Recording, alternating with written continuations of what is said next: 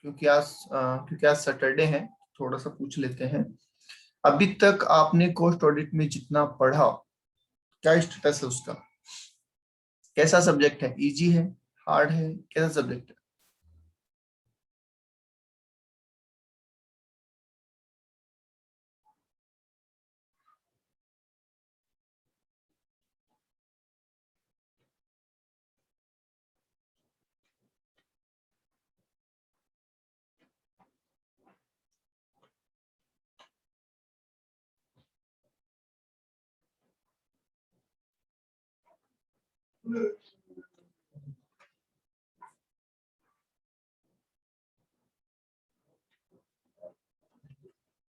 Okay, easy है, अच्छा है, स्कोरिंग है, अच्छी बात है। पढ़ते रहो, बिल्कुल स्कोरिंग सब्जेक्ट है, आसानी से आप मार्क्स ला सकते हैं। ठीक है, बस रेगुलर स्टडी की जरूरत है और कुछ नहीं। ओके, सर एक क्वेश्चन पूछना था।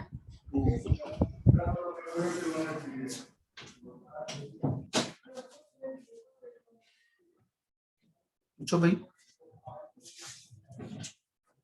सर ना जैसे इसमें ना हर चैप्टर के बाद में ना क्वेश्चन दिए हुए हैं अपने, हम्म वो हम्म ना सब थ्योरी क्वेश्चंस है। तो थ्योरी को जैसे हमें अभी एग्जाम ऑनलाइन हुए थे लास्ट टाइम हमारे, तो फिर उसमें ना ऑब्जेक्टिव बेस्ड बना के दिया था इन क्वेश्चन को। ये कैसे दिया था?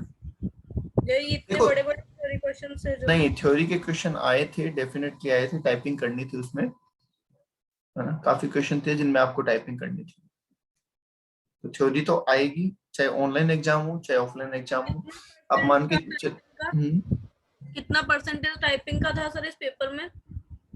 इसमें आई थिंक 32 मार्क्स, मान लीजिए आप 32 मार्क्स टाइपिंग रहेगा। Okay sir. मतलब जो ग्रुप आता है ना, इसमें एक तो 16 मार्क्स का तो लास्ट का क्वेश्चन आता ही आता हाँ सर। है ना? उसके अलावा जो सेगमेंट आते हैं, तो उसमें अगर अपन ऑप्शन छोड़ के भी चलें तो भी आप मान के चलिए 16-16 के 2 सेगमेंट आपको करने होंगे, 32 मार्क्स का तो टाइपिंग आपको करना होगा। Okay sir. ओके, चलिए, तो आगे चलते हैं। CAS 19 की बात कर रहे हैं हम, cost accounting standard 19। Total cost accounting standard 24 है। 18 तक हम पढ़ चुके हैं, 19 पे हैं। तो मोस्टली नेक्स्ट वीक में आपके CS कंप्लीट हो जाएंगे। ठीक, ओके। प्रैक्टिकल में भी काफी चीजें हम कवर कर चुके हैं, 6 से 7 टॉपिक कवर कर चुके हैं। ओके, तो चलिए, 19 क्या कह रहा है सर? सर 19 कह रहा है ज्वाइंट कॉस्ट की बात कर रहा है। अब आपने ज्वाइंट कॉस्ट पढ़ा हुआ है, बताओ कहाँ पढ़ा हुआ है? सर कॉस्टिंग में पढ़ा हुआ है, बोलो हाँ या ना।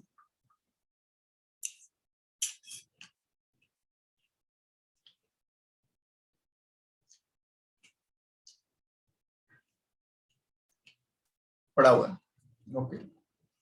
अब मुझे एक बात बताओ कि क्या वो ज्वाइंट कॉस्ट और ये ज्वाइंट कॉस्ट अलग अलग होगा क्या? नहीं। जो आपने कॉस्टिंग में ज्वाइंट कॉस्ट पढ़ा है, वो जो ये यहाँ पे हम ज्वाइंट कॉस्ट पढ़ रहे हैं, क्या अलग अलग है? नहीं सर, क्या सेम है? अच्छा, अलग नहीं है तो क्या सेम है?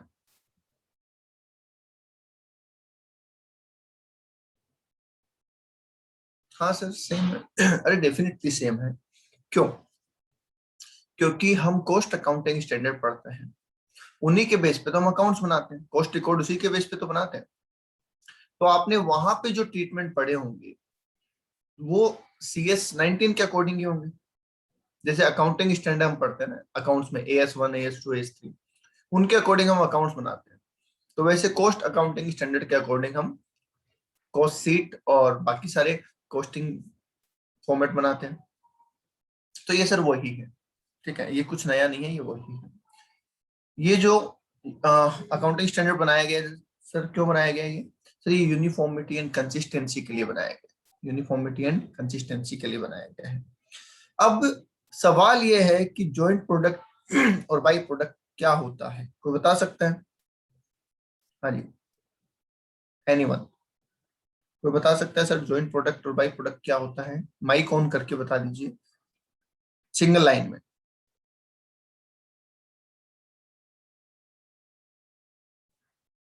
बोलिए, एनीवन?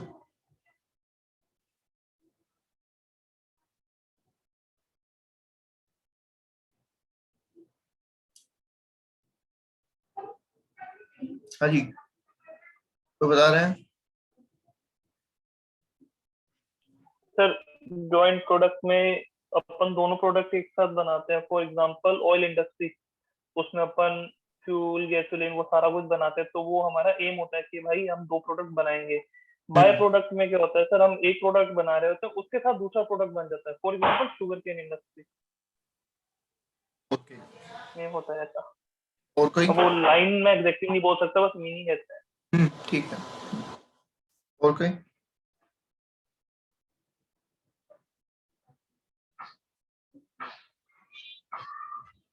हाँ जी, और कोई?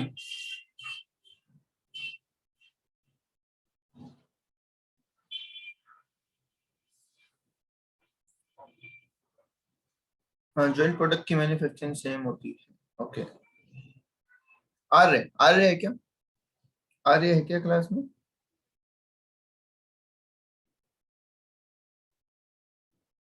आर्य?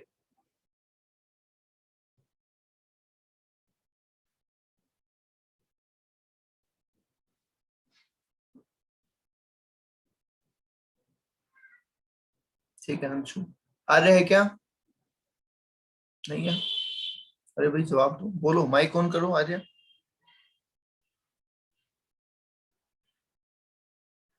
माइक ऑन कर लो। Yes sir. क्या होता है बताओ, जॉइंट प्रोडक्ट और बाई प्रोडक्ट क्या होता है?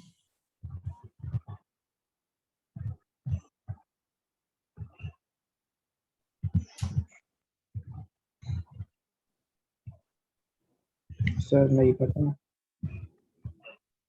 नहीं पता? नहीं पता जॉइंट और बाई प्रोडक्ट? नहीं सर। अच्छा, सर जिसके लिए एक्स्ट्रा कॉस्ट ना लगे। चलिए, जिसके लिए एक्स्ट्रा कॉस्ट ना लगे वो क्या है? सर जैसे अपन कोई भी चीज बना, जैसे सर अपन तेल निकालते ना, जब किसी भी चीज का सरसों का तेल निकालते ना, तो तब सर उसमें कुछ वेस्टेज, कुछ चीज ऐसी होती है जो अपने आप हो जाती है ना सर, अपने आप बन जाती है। तो उनका मतलब कोई उनकी अपन कॉस्ट डिसाइड नहीं कर सकते कि इसमें इतना इतनी कॉस्ट लगी है, तो वो तो बाय प्रोडक्ट हो गया। मेन मेन अपना वो था कि अपने को मोस्टली अपना जो मेन प्रोडक्ट था वो तेल था, तेल निकालना था। ओके, चलिए, और कोई?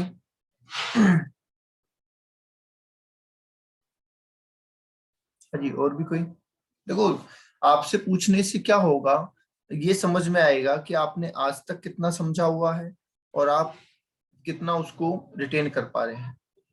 चलिए, मीनल, मीनल से पूछते हैं। Meenal, yes sir. हाँ जी, बताइए, व्हाट इज जॉइंट प्रोडक्ट और by product? Sir joint product main product होता है, और उसके बाद में जो उसका बाद का बच जाता है विदाउट जो प्रोसेस करे, वो उसका बाय प्रोडक्ट होता है। जैसे शुगर केन एग्जांपल होता है शायद। शुगर केन क्या होता है?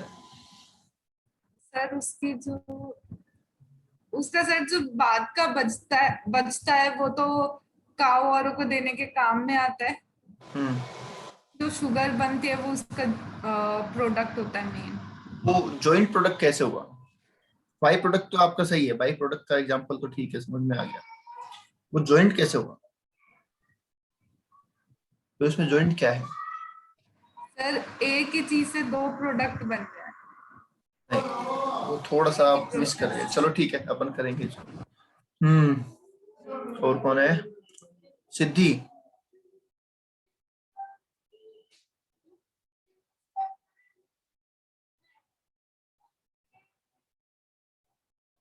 सिद्धि,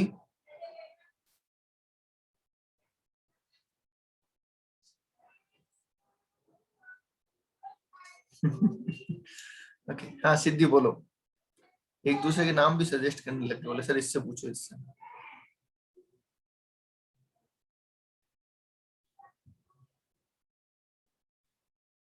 जॉइंट प्रोडक्ट क्या होता है, बाई प्रोडक्ट क्या होता है?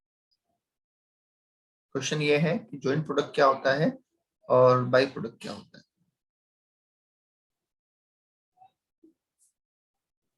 सर जो दो प्रोडक्ट साथ में बन जाते हैं उन्हें जॉइंट प्रोडक्ट, और बाय प्रोडक्ट ये वो होता है जो अपने आप बन जाता है, मतलब एक स्प्लिट ऑफ के बाद शायद अपने आप बन जाता है, वो बाय प्रोडक्ट होता है, और जॉइंट जो साथ में बनता है।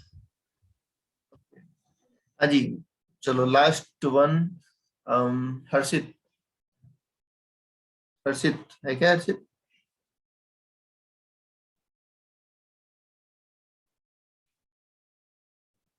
माइक काम नहीं कर रहा सर। अच्छा, साकार।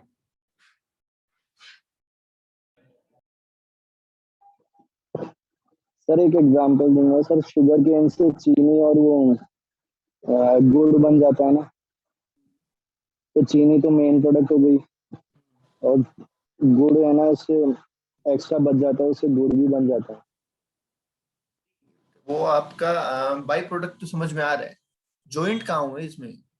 मतलब मैं आपकी जो बातों से समझ रहा हूँ, मान लीजिए एक प्रोसेस है ना, उससे एक मेन प्रोडक्ट बन रहा है और एक बाई प्रोडक्ट बन रहा है, तो क्या हम इसे जॉइंट प्रोडक्ट कह सकते हैं?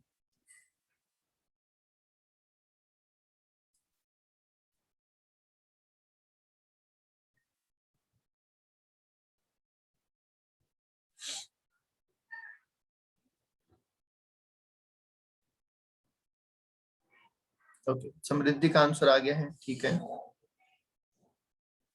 ओके, तो इसका मतलब ये है, इसका मतलब ये है कि आप सबने पढ़ा हुआ तो है, आप सबने पढ़ा हुआ तो है, बट आपके माइंड में सेट नहीं है पूरा।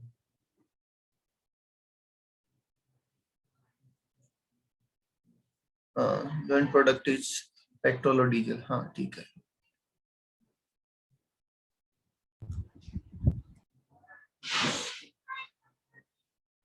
चलिए, तो सुनिए ध्यान से भैया, देखिए एक कॉमन प्रोसेस जब चलती है, हम ये कहते हैं कि एक कॉमन प्रोसेस से अगर मल्टीपल प्रोडक्ट बन रहे हैं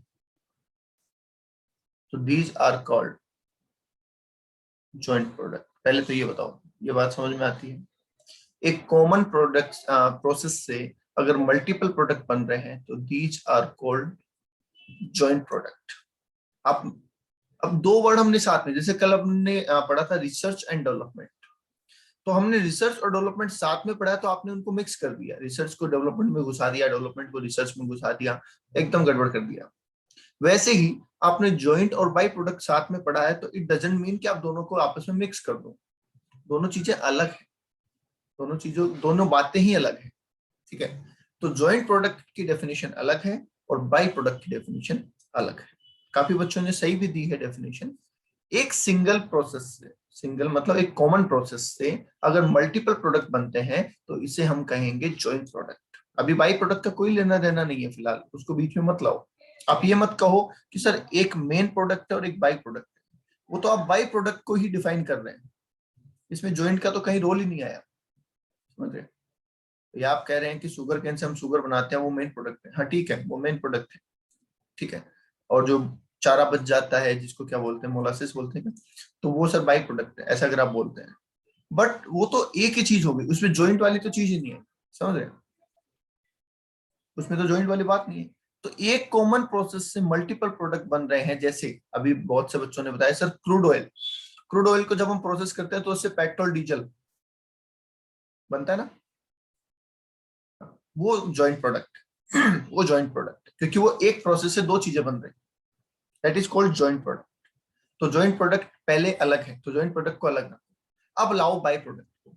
बाई प्रोडक्ट वो होता है जो अपने आप बन जाता है, जिसको हम बना नहीं रहे, हमारी इंटेंशन नहीं है उसको बनाने की, पर वो अपने आप बन जाता है, ठीक है। तो वो होता है सर बाई प्रोडक्ट। सोप की प्रोसेस में ग्लिसरीन, हाँ ठीक है, ठीक है। इसका और नॉर्मल एग्जांपल ले लो कि सर इतनी बातें क्यों, आप एक और इसका नॉर्मल एग्जांपल ले लो। खेत देखे आपने, खेती देखी है, किसानों को देखा है कभी, ठीक है, या घर में कभी प्लांट लगाए हैं कि सब गुलाब का पौधा लगाते हैं, चलो ठीक है। तो जब आपने घर में कभी प्लांटिंग की होगी या खेत देखा होगा, तो जो आप पौधा लगाते हैं, जो आप प्लांट लगाते हैं, क्या वही उगता है या उसके साथ में घास भी उग जाती है? कुछ छोटे Yes. छोटे पौधे, बेवजह के पौधे निकल जाते हैं, ठीक है, वो होती है, वो उसको भी हम बाय प्रोडक्ट कह सकते हैं, विच इज अनइंटेंशनल, ठीक है, जैसे खरपतवार बोलते हैं वैसे उसको हिंदी में, और हम उसको बाय प्रोडक्ट कह सकते हैं कि सर वो अपने आप आ गया है ना, वो तो हमने उगाया नहीं था। तो वैसे ही आप जब कोई प्रोसेस कर रहे हैं और उससे जो बचता है वो भी एक प्रोडक्ट है, उसका जो स्क्रैप है, जो बचने वाली चीज है, वो भी एक प्रोडक्ट है सर। तो वो हो गया बाई प्रोडक्ट, जो अनइंटेंशनली बन रहा है, उसको हमें बनाने का कोई पर्पज नहीं था। तो joint product is totally different thing and by product is totally different thing, ठीक है, डोंट मिक्स इट अप, ठीक है, इन दोनों को मिक्स ना करें। बोलो क्लियर है बात? ओके। अब एक बच्चे ने कहा, मुझे याद नहीं है किसने कहा था, कि सर इस पॉइंट के बाद स्प्लिट ऑफ पॉइंट आता है ना, स्प्लिट ऑफ पॉइंट आता है, इसके बाद जिसको फर्दर प्रोसेस करनी पड़ती है वो तो मेन प्रोडक्ट है, जिसको नहीं करनी पड़ती वो बाई प्रोडक्ट है, ऐसा कुछ कहा था किसी ने। फिर मैं कहूंगा कि ये जॉइंट प्रोडक्ट की प्रोसेस है, इसमें आप बाई प्रोडक्ट मिक्स ना करें, joint product is a different, by product is different. I hope clear हो गया होगा आपके माइंड में ये पॉइंट। बोलिए क्लियर है?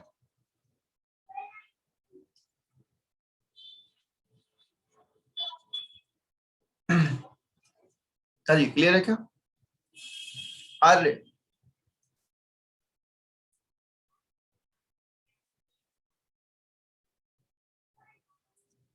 हाँ जी, अरे जी सही है क्या? अब आता है?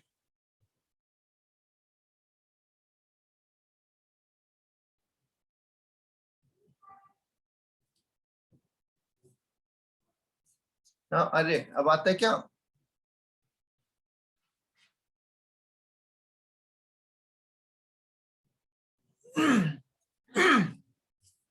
अरे भाई रिप्लाई देते रहा करो, रिप्लाई देते रहा करो। बताओ, पहले पूछा तो कहते सब आता नहीं है, अब रिप्लाई देते नहीं है, कैसे आएगा? आर्य क्लास में है क्या? आर्य,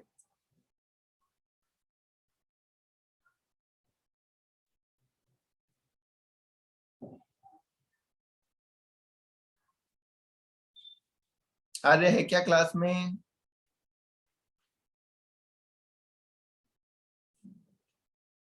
क्या फायदा है इसे क्लास लेने का? पहले कहते हैं सर आता नहीं, अब समझाने के बाद पूछते हैं समझ आ गया तो फिर जवाब नहीं, फिर 10 दिन बाद फिर पूछेंगे सर नहीं आता, क्या फायदा हुआ? चलिए सर, बाई प्रोडक्ट अब डिफाइन कर रखा है, देख लो फटाफट। सर बाई प्रोडक्ट क्या होता है? सर बाई प्रोडक्ट वे होते हैं जो लो वैल्यू के होते हैं, जो इंसिडेंटली बन जाते हैं, हमने नहीं बनाया, इंसिडेंटली अपने आप बन गए, ठीक है, तो इंसिडेंटली मतलब आप अपने आप बोल सकते हैं, उनको कहा गया बाई प्रोडक्ट। जॉइंट प्रोडक्ट क्या होते हैं? सर जो कॉमन प्रोसेस से, कॉमन रिसोर्सेज से मल्टीपल प्रोडक्ट बनते हैं, उन्हें हम कहते हैं जॉइंट प्रोडक्ट, ठीक है। अब जॉइंट प्रोडक्ट दो ही होते हैं, ज्यादा भी हो सकते हैं? बताइए, जॉइंट प्रोडक्ट, ये जॉइंट कॉस्ट है, ये जॉइंट प्रोडक्ट है, बताइए, जॉइंट प्रोडक्ट दो ही हो सकते हैं या ज्यादा भी हो सकते हैं? ज्यादा भी हो सकते हैं सर, कितने भी हो, एक से ज्यादा होते ही ज्वाइंट हो जाएंगे, है ना? एक से ज्यादा होते ही ज्वाइंट हो जाएंगे, फिर चाहे 2 हो, 3 हो, 4 हो, 5 हो, ठीक है। तो जो प्रोडक्ट साइमल्टेनियसली बनते हैं सर सेम प्रोसेस से, जो प्रोडक्ट साइमल्टेनियसली बनते हैं सेम प्रोसेस से और आइडेंटिफाइबल होते हैं एट एंड ऑफ प्रोसेस, ठीक है, तो उन्हें क्या कहा गया है सर? उन्हें जॉइंट प्रोडक्ट कहा गया, ठीक है। अब देखो इस लाइन को एक बार और ध्यान से पढ़ो, product and services that are produced simultaneously by same process identifiable at the end of process। अब इसके आगे ध्यान से सुनना, recognize as main product or service having sufficient value। तो अगर आपने अभी थोड़ी देर पहले जिसने कहा था, मुझे नहीं पता किस बच्चे ने कहा था कि सर एक मेन प्रोडक्ट निकलता है और एक बाई प्रोडक्ट निकलता है, तो क्या ये हमारी इस डेफिनेशन में फिट होता है? क्योंकि यहां तो कहा गया है कि जितने भी प्रोडक्ट हो सारे मेन प्रोडक्ट होने चाहिए, यहां तो कहा गया जितने भी प्रोडक्ट हो सारे मेन प्रोडक्ट होने चाहिए, तो ही वो जॉइंट प्रोसेस मानी जाएगी, उनको जॉइंट प्रोडक्ट माना जाएगा।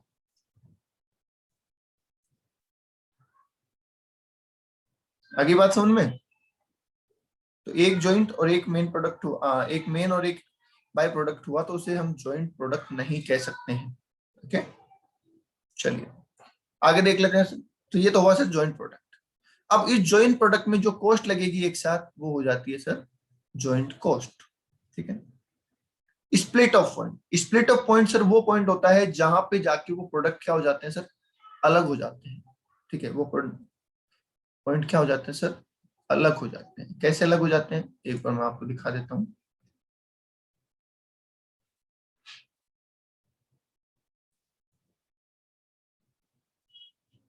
देखिए हम एक बनाते हैं, देखते हैं।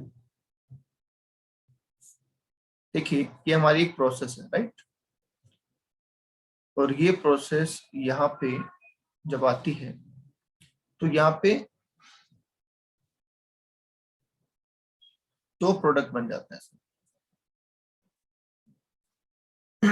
ठीक है। अब यहां तक जो ये प्रोसेस चल रही है जिससे 2 प्रोडक्ट बन रहे हैं ए और बी, तो क्या मैं इसे जॉइंट प्रोसेस कह सकता हूं?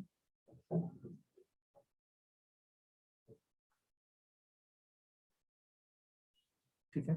और इससे जो प्रोडक्ट बन रहे हैं उन्हें जॉइंट प्रोडक्ट कह सकता हूं। ठीक है। और यहां तक, यहां ध्यान रखना इस पॉइंट तक जो कॉस्ट लग रही है, जो कॉस्ट लग रही है, इस कॉस्ट को मैं जॉइंट कॉस्ट कह सकता हूं क्या?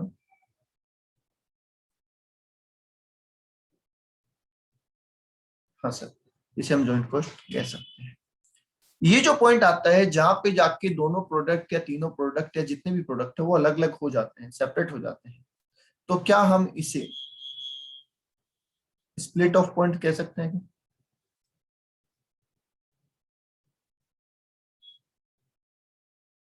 हाँ, तो आप इनडायरेक्टली ये भी कह सकते हैं कि स्प्लिट ऑफ पॉइंट तक जितनी कॉस्ट लगी है सर वो तो जॉइंट कॉस्ट है। बाद में अपनी अपनी समझे, ये अपनी जानेगा, ये अपनी जानेगा।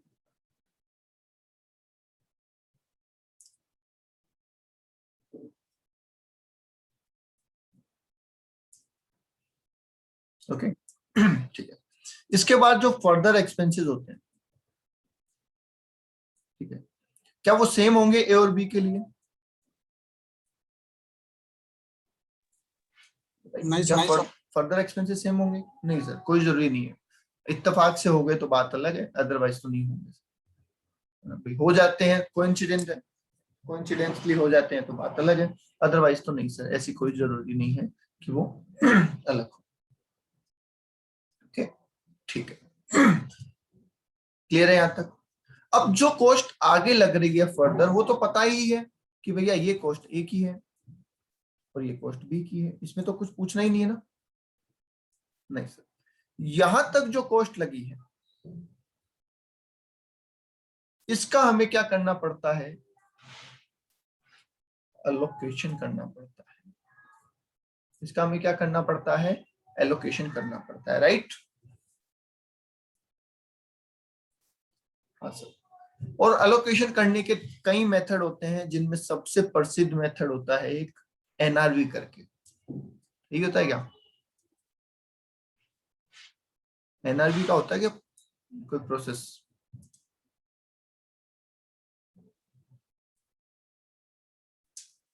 बोलिए, एनआरवी के बेस पे करते हैं क्या?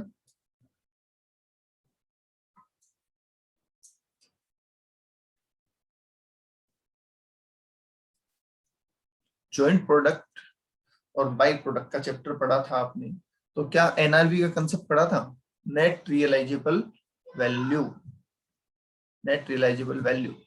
इस पे करते हैं आप एलोकेशन, इस पे नहीं करते तो कोई टेक्निकल बेसिस पे करते हैं, तो वो सब चीजें हम पढ़ेंगे। चलिए तो आ जाते हैं यहाँ पे वापस। तो स्प्लिट ऑफ पॉइंट समझ गए, वो पॉइंट जहां से आइटम अलग होते हैं।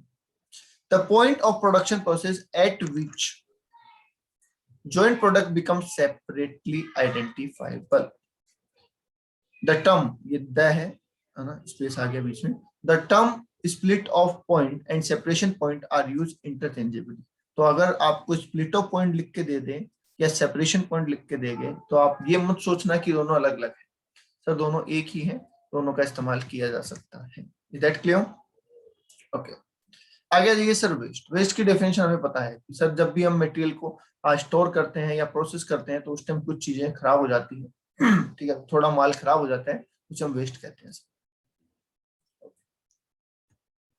अब आगे आएंगे joint cost up to split off point, जैसे हमने अभी बात की थी कि joint cost up to split off point क्या करेंगे उसका,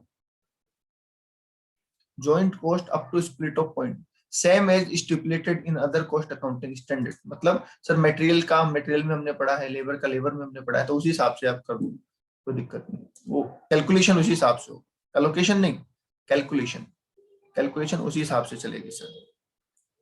एलोकेशन तो हम एनआरवी के बेस पे करेंगे, कैलकुलेशन उसी हिसाब से हो जाएगी जो हमने पहले पढ़ी है। ओके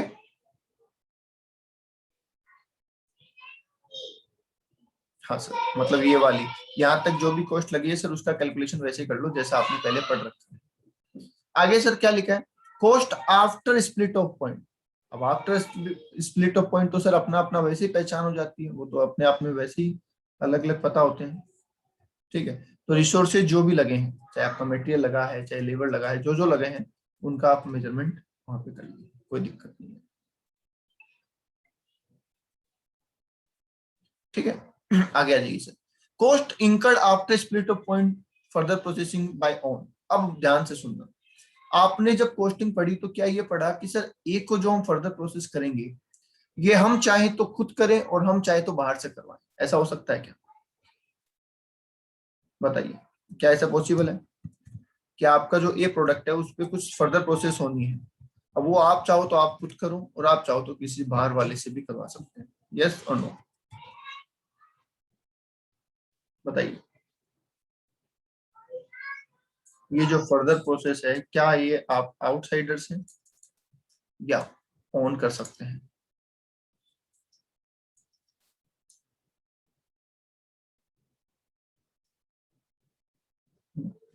और बाकी लोग फटाफट रिप्लाई देते रहो ना।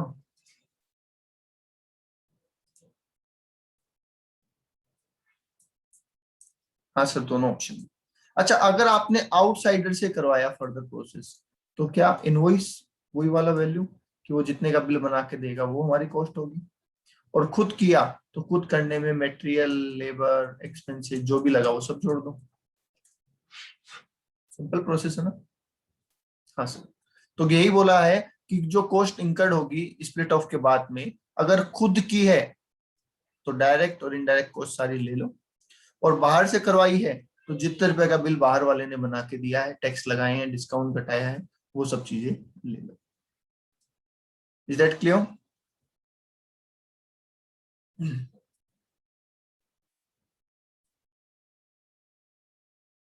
ठीक है। अगर ज्वाइंट प्रोसेस के दौरान कोई स्क्रैप निकला सर और उस स्क्रैप या वेस्ट को हमने बेचा तो उससे आने वाले अमाउंट का क्या करेंगे, कॉस्ट में से रिड्यूस कर देंगे, ऐसे ही करते हैं ना। अगर ज्वाइंट प्रोसेस के दौरान कोई स्क्रैप निकला तो आप उसको क्या करेंगे, ज्वाइंट कॉस्ट में से लेस कर देंगे। लास्ट वन सर, कोई पेनल्टी डैमेज लगा है तो वो कॉस्ट में नहीं जुड़ेगा क्योंकि कोई फाइन पेनल्टी तो हम वैसे नहीं जोड़ते, तो अगर वो कुछ लगा है तो वो हम एड ऑन नहीं करेंगे। बता दो भैया, प्रिंसिपल ऑफ मेजरमेंट में कोई डाउट किसी का?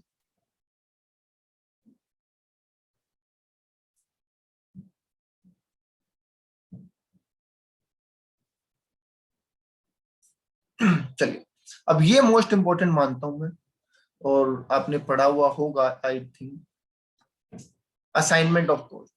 Joint cost shall be assigned to joint product based on the benefit received, which is measured using any of the following method. In method में से आप कोई भी मेथड का इस्तेमाल कर सकते हैं, इन मेथड में से आप किसी भी मेथड का इस्तेमाल कर सकते हैं ये पता लगाने के लिए कि कौन से जॉइंट प्रोडक्ट ने कितना फायदा उठाया है, मतलब किसमें कितनी कॉस्ट डालनी है, बताइए। फिजिकल यूनिट मेथड क्या होता है, फिजिकल यूनिट मेथड। दूसरा net realisable value at split off point, यहाँ पे एनआरवी निकालने का मेथड, ठीक है। और टेक्निकल एस्टिमेट्स। ये पहला पॉइंट हो गया फिजिकल यूनिट। आप कहते हो साहब इसकी 4000 यूनिट बनी है और इसकी 2000 यूनिट बनी है, तो यूनिट के बेस पे बांट दो, 1:2 में बांट दो, सही है। अगर आप कहते हैं कि ए प्रोडक्ट की 4000 यूनिट बनी है और बी प्रोडक्ट की 2000 यूनिट बनी है, तो क्या हम 2:1 में बांट दें इसको?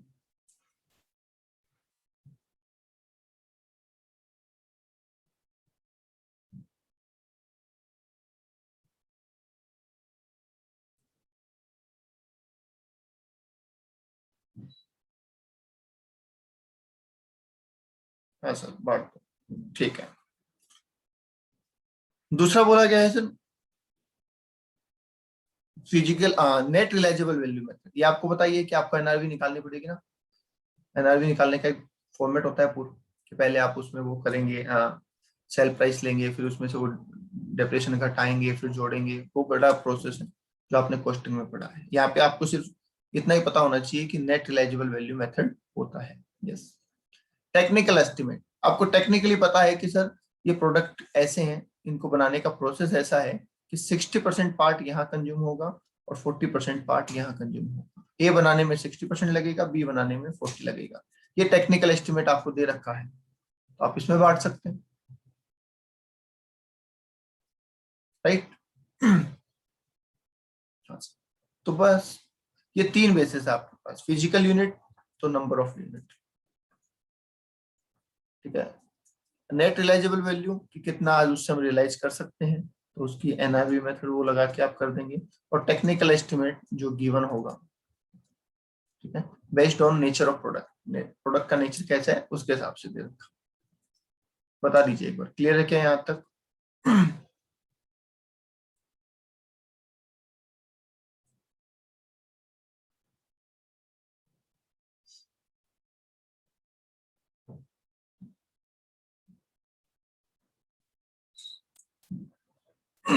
ओके सर, आगे आ जाइए sir. The value of by product shall be estimated. अब बाई प्रोडक्ट की बात कर लेते हैं, क्योंकि बाई प्रोडक्ट की सर हमने अभी तक कोई विशेष बात नहीं की है। तो value of by product shall be estimated by using any of the following method for adjusting in joint cost. क्या क्या मेथड से पता करेंगे सर? एनआरवी मेथड, कि जब स्प्लिट ऑफ पॉइंट आया तब उसकी क्या कितने में बिक सकता था वो बाई प्रोडक्ट, ठीक है, और उसकी बाद में कितनी कॉस्ट और लगी, ठीक है। टेक्निकल एस्टिमेट के बेस पे कर सकते हैं sir. The method adopted may be adopted where by product is not saleable in the condition it emerge comparative price of similar product are not available, ठीक है। क्या बोल रहा है?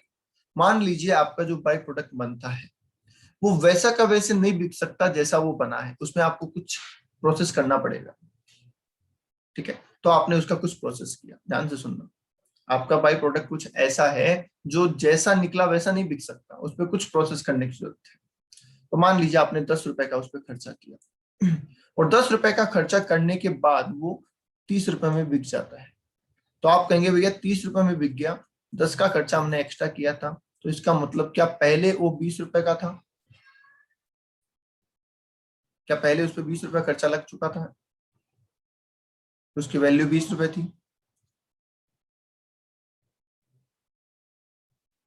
हाँ सर, और अगर सीधे बिक सकता है तो सीधी प्राइस ले लो जितने में बिक सकता है, समझ गए भाई। एनआरवी का मतलब क्या होता है कि आज किसी एसेट से कितना मिल सकता है, आज उसको बेचने पे क्या मिल सकता है।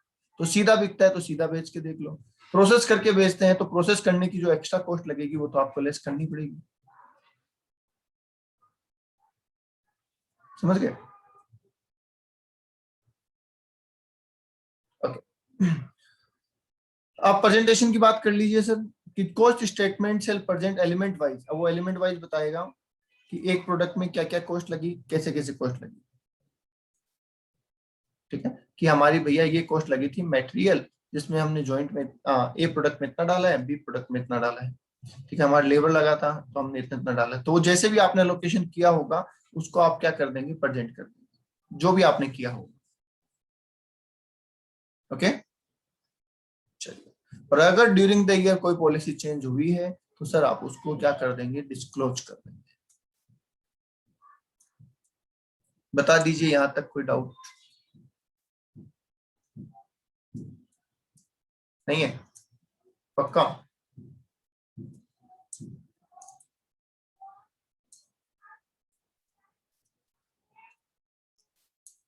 पक्का नहीं है?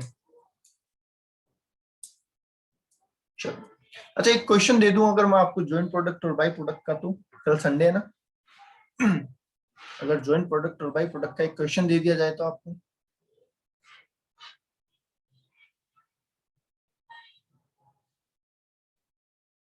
कर देंगे?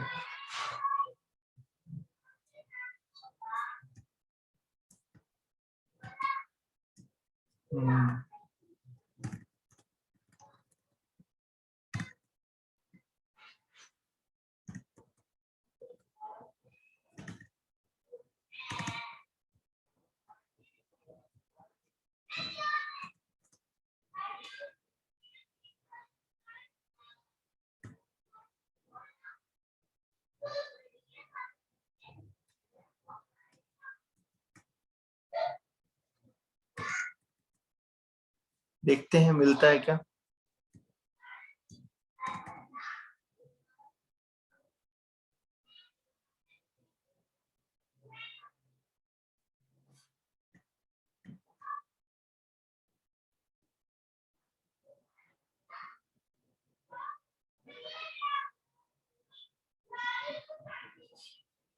क्वेश्चन नंबर 18 देखना एक बार, है ना, क्वेश्चन नंबर 18।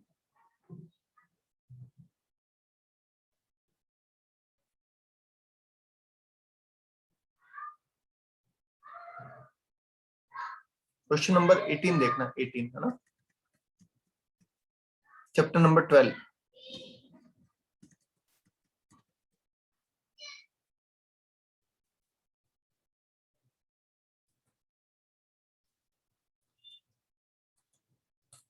ओके